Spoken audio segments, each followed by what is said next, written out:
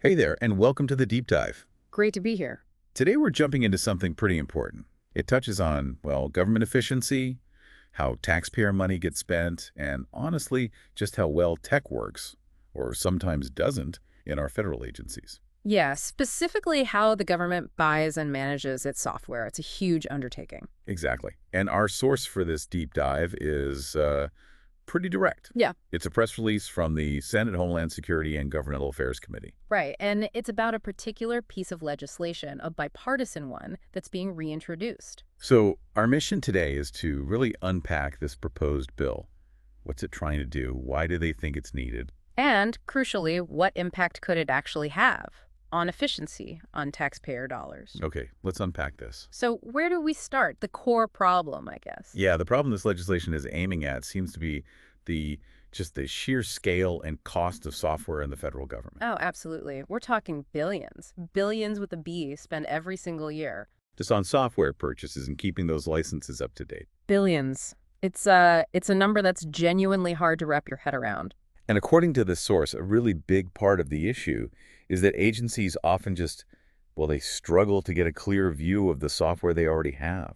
Exactly right. Yeah. I mean, imagine trying to manage, a massive warehouse, but you don't have a good inventory list. It's chaos. Right. And that lack of visibility, combined with how some software vendors set up their deals, their licensing agreements, That leads to trouble, it often means agencies end up buying duplicate licenses, stuff they've actually already paid for. which is just wasteful Mm. and makes overseeing these huge contracts incredibly tough, right? Completely. You wouldn't keep buying cartons of milk if you already had 3 in the fridge at home. Yeah, good analogy. Mm. But on a government scale, with software, this seems to be a real persistent problem. It does.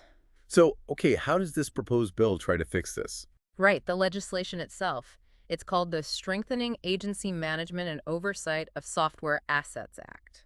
That's a mouthful. It is. So naturally, they've got an acronym, the SAMOSA Act. The SAMOSA Act, okay, catchy enough. Huh. And you mentioned bipartisan. That feels important here. Who's actually behind this push? Yeah, and it really is genuinely bipartisan. That kind of stands out. It's been reintroduced by Senator Gary Peters, he's a Democrat from Michigan, and Senator Bill Cassidy, a Republican from Louisiana. Yeah. But also alongside Senators Joni Ernst, James Lankford, Tom Tillis, and Ron Wyden, a mix of parties. Wow, yeah. That kind of cross-aisle agreement, it really suggests there's a fundamental agreement that something needs doing here. Definitely seems that way. It signals a broad concern. Absolutely. Now, the core of the SAMOSA Act, Mm. it seems to revolve around a specific requirement for agencies. What is it they have to do? The main thing, the central piece, is that it requires federal agencies to conduct independent, comprehensive assessments. Of what specifically? Of all their software licensing purchases, everything. Independent and comprehensive assessments. Okay, so not just a quick internal check, but a real, detailed, unbiased look. That's the idea. And what's the goal? What are these assessments supposed to achieve? Well, the immediate goal is pretty straightforward. Find ways to save costs, stop the duplication. Makes sense. But it's also about generating data, really crucial data. These assessments would feed insights back to Congress, to the Office of Management and Budget. OMB? Right, OMB, who manage the federal budget, and also the General Services Administration, the GSA, which handles a lot of government-wide procurement. Okay, and why is getting that information to OMB and GSA so critical? What difference does it make for them? Ah, precisely. It's about giving those key oversight bodies the tools they need. Right. If they know exactly what software agencies have, OMB and GSA they can strengthen their oversight of the contracts, spot where operations could be streamlined, maybe consolidate tools. And directly go after that Yeah. wasteful spending from buying things multiple times. Exactly. Hit it right at the source. Now, the source, the press release, it points out this isn't coming out of nowhere. This SAMOSA Act, it builds on something that came before. That's right, and that's really important context. SAMOSA connects directly back to the Megabyte Act. Megabyte Act, okay. Yeah, that was legislation also focused on better software management, and it was actually signed into law back in 2016. And did the Megabyte Act Did it actually work? Did it have an impact? Oh, it absolutely did, according to the source. It highlights that Megabyte is credited with saving taxpayers over $4 billion already. 4 billion, wow. Yeah, and those savings came from doing exactly what we're discussing, cutting down on duplicate software buys and just generally improving how software assets were managed across the government. Wow, $4 billion saved just from essentially getting a better inventory list through Megabyte. That really puts the potential scale of the problem SAMOSA is targeting into perspective. It really does. And because Megabyte was successful, they feel they have a basis for estimating SAMOSA's potential. So they have projections? They do. If this passes, building on that momentum, the estimate is that the SAMOSA Act could save taxpayers around $750 million per year. $750 million annually. Okay, that is a staggering figure. You can see why lawmakers are pushing for this. Absolutely. All right, here's where it gets really interesting. Let's hear a bit about what the senators themselves are saying. Why do they think this is so vital? Yeah, the press release includes quotes. Senator Peters, for example, he's quoted framing it as sort of a win on multiple fronts. How so? He says it saves taxpayer money, obviously, but also strengthens cybersecurity, which is a key point, right?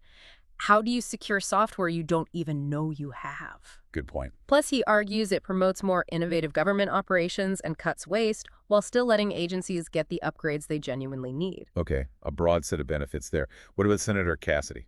Dr. Cassidy frames it more through the lens of fiscal responsibility. He argues the bill basically pushes agencies to spend taxpayer money more carefully, as if taxpayers were spending their own money, is the quote. By forcing that inventory check in consolidation. Exactly. Applying that sort of careful stewardship principle. And Senator Ernst. She had some strong words mentioned in the outline. She did, yeah. She doesn't really mince words. She specifically calls out ancient computers and outdated non-competitive bidding, which she says cost hundreds of millions. Oof, ancient computers. Yeah. Her take is that this bill is needed to, quote, bring Washington out of the Stone Age and save Americans' hard-earned tax dollars, really emphasizes that feeling of inefficiency. That's quite the statement. And Senator Wyden. Senator Wyden calls it government tech policy done right. Simple as that. He stresses both the money-saving aspect and the goal of actually getting better software into agencies. Better software, not just cheaper. Right. And he adds another layer, too. He notes the bill aims to increase competition for government contracts. Less reliance on, as he puts it, a few massive vendors. So it's not just about internal management, but also potentially shaking up the market a bit, fostering competition. That seems to be part of the goal, yes. Opening things up. Interesting. Okay, so beyond the senator sponsoring it, the press release also mentions support from various industry and advocacy groups. It's always interesting to see the view from outside government. Yeah, definitely. Like the Computer and Communications Industry Association, CCIA. Right. What's their take? Their VP of Federal Affairs, Brian McMillan, basically says these comprehensive assessments are key. They help agencies coordinate better, help get projects moving, and ultimately that benefits taxpayers. Okay. Coordination and project advancement. And the Alliance for Digital Innovation. ADI. Ross Nodurft from ADI, he connects MOSA directly to modernization. He says it would boost agencies' ability to adopt modern, secure cloud tech. Ah, the cloud angle. Exactly. He sees it as reforming IT procurement, making it more efficient, cost-effective, and directly improving cybersecurity and the digital services citizens use. So that link between software management, modernization, and security keeps coming up. Yeah, it seems like a recurring theme. These assessments aren't just about counting beans or licenses, but enabling bigger tech goals. Precisely. What about the Coalition for Fair Software Licensing, CFSL? Yes, CFSL. Their executive director, Ryan Triplett, focuses on tackling waste that comes from what they call restrictive licensing practices. So the terms of the deals themselves. Exactly. They argue the bill will drive big cost savings and management improvements by addressing how those licenses are structured and sold to the government in the first place. Got it. And one more mention was NetChoice. Right. Steve Del Bianca from NetChoice. He also strongly backs the bill, calling it a win for agencies pressured by incumbent vendors. Pressured. So suggesting maybe agencies feel locked into bad deals sometimes. That's the implication, yeah. He argues the bill empowers competition, saves that estimated $750 million a year, and pushes companies to actually improve their products' quality, security, value for the government. He sums it up as A straightforward, big win for taxpayers. Okay. It really sounds like there's, well, pretty broad agreement from a lot of different angles, industry, tech advocates, licensing folks, that this approach makes The sense. consensus seems strong based on this release. So let's try and pull this all together then. Based on this source, what's the bottom line? What does this SAMOSA Act really represent? Okay, bottom line from this press release. SAMOSA is a bipartisan bill. It's trying to build directly on the success they already had with the Megabyte Act. Right. And its main tool is requiring these independent, comprehensive software license assessments. The goal is to give agencies the hard data they need to stop wasting money on duplicates. Negotiate better deals. Exactly. Get fairer, more cost-effective deals, and also, crucially, enable those bigger tech modernization goals, like moving safely to the cloud. It really sounds like applying a lesson learned. Just knowing what you own can unlock huge savings and make things run better. That's the core idea. Applying that lesson to a super complex, super expensive part of government operations to find real value for taxpayers. Okay, so to recap our deep dive into this press release on the SAMOSA Act, we've got a bipartisan bill. Building on the earlier Megabyte Act's success in managing federal software. Its main lever is requiring agencies to conduct these independent software checkups, these assessments. Right, and the potential payoff is pretty huge, estimated $750 million in annual savings. How?